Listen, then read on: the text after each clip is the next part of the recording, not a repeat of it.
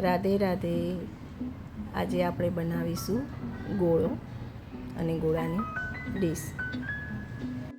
તો હવે આપણે ગોળો બનાવવાની શરૂઆત કરીશું. તેના માટે સૌ પ્રથમ ખાંડ અને પાણી લઈશું. ખાંડને આપણે સારી રીતે પાણીમાં મિક્સ કરીશું. ખાંડ ઓગળી જાય ત્યાં સુધી આપણે તેને હલાવતા રહીશું. ખાંડ હવે આપણી ઓગળી ગઈ છે એટલે તેમાં આપણે એક લીંબુ એડ કરીશું. લીંબુ નાખવું ખૂબ જ જરૂરી છે. તેનાથી જે તમે ગોળો બનાવશો એ સોફ્ટ બનશે, જે તમને આગળ જોશો એટલે ખ્યાલ આવશે.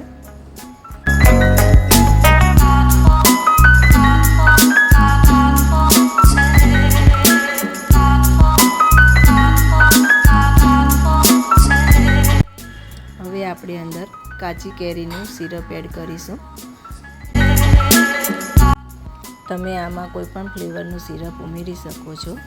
તમારે જે ફ્લેવરનો ગોળો ખાવો હોય એ ફ્લેવર તમારી અંદર એડ કરી દેવાનો. એને આપણે બ્લેન્ડરથી સારી રીતે મિક્સ કરી દઈશું. બ્લેન્ડર ફેરવવું ખૂબ જ જરૂરી છે.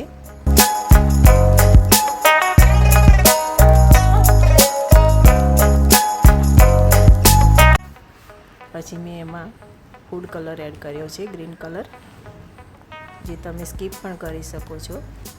પણ મને થોડો લાઇટ કલર લાગતો હતો એટલે મેં અંદર ગ્રીન કલર એડ કર્યો છે.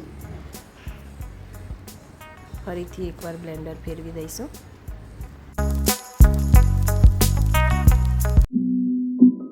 હવે આપણે એને એક ડબ્બામાં કાઢી લઈશું અને એનું ઢાંકણ બંધ કરીને એને ફ્રીઝરમાં 7 થી 8 કલાક માટે રાખીશું.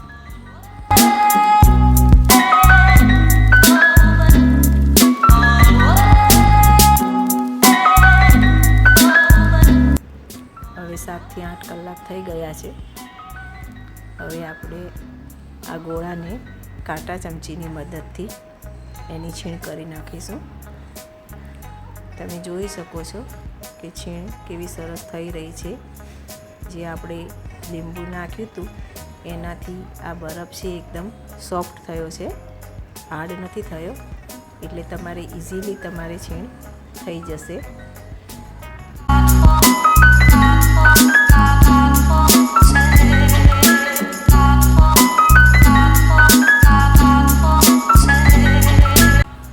હવે આપણી બધી છીણ થઈ ગઈ છે. આને ફરીથી આપણે 2 કલાક માટે ફ્રીઝરમાં મૂકી દઈશું. હવે આ 2 કલાક થઈ ગયા છે. ફરીથી એકવાર કાંટે ચમચીથી એને સરખું કરી દઈશું. હવે એક બાઉલમાં આ કેરી ફ્લેવરનો ગોળો આપણે ચમચીથી દબાવીને ભરી દઈશું.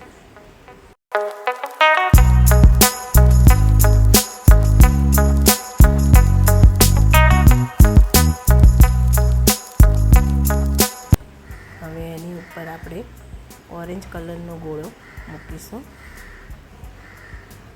એટલે આપણે ઓરેન્જ અને કેરી બંનેનો સ્વાદ આ ગોળામાં આપણને મળશે અને દેખાવમાં પણ સારું લાગશે.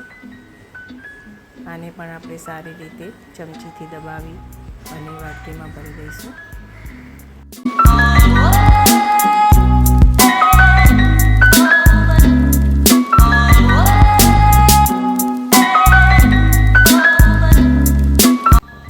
હવે આપણે એને એક પ્લેટમાં કાઢી લઈશું અને તેની ઉપર કાચી કેરીનું સિરપ અને ઓરેન્જ સિરપ એડ કરીશું.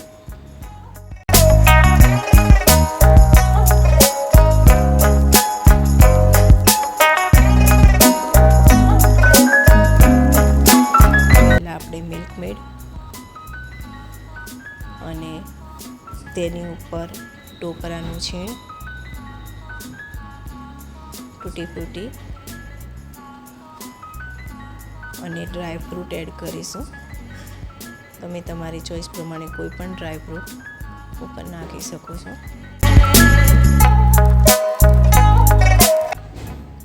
તો તૈયાર છે આપણી ગોળાની ડીશ ખાવા માટે.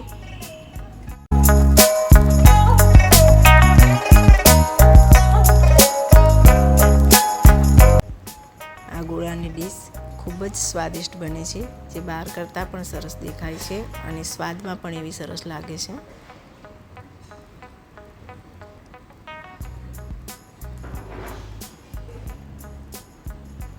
હવે તેવી જ રીતે આપણે કાચી કેરીનો ગોળો બનાવીશું. તેના માટે એક વાટકીમાં કાચી કેરીનો ગોળો ભરી લઈશું.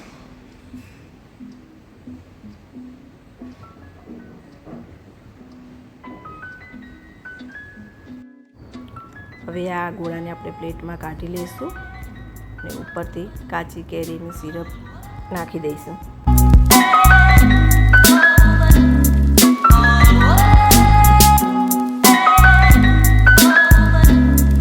તો તૈયાર છે આપણો કાચી કેરી ફ્લેવરનો ગોળો.